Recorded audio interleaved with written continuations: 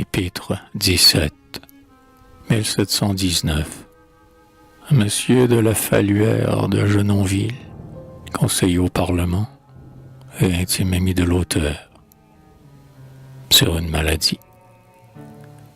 Ne me soupçonne point de cette vanité qu'à notre ami Chaulieu de parler de lui-même. Laisse-moi jouir de la douceur extrême de t'ouvrir avec liberté un cœur qui te plaît et qui t'aime.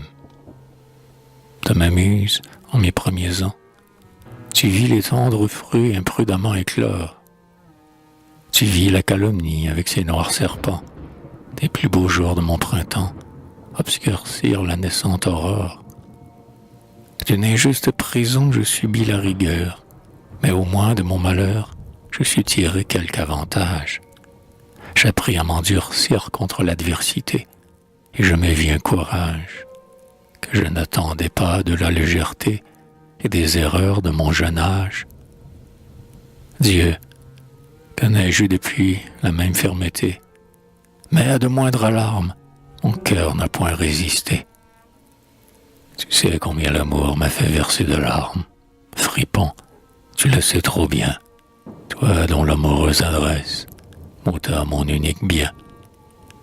Toi dont la délicatesse, par un sentiment fort humain, aima mieux ravir ma maîtresse que de la tenir de ma main.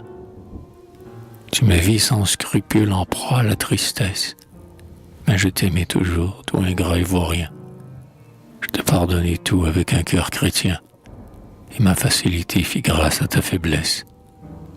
Hélas, pourquoi parler encore de mes amours?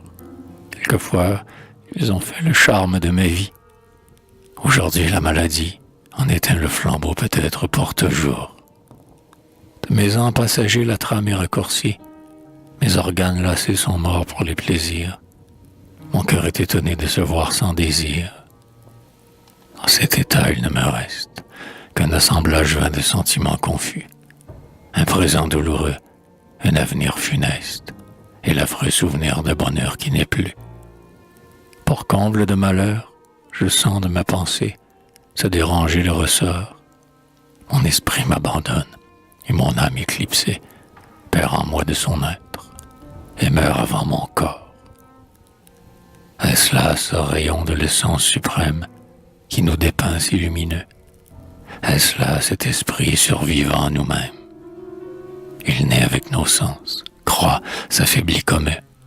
Hélas, périrait-il de même?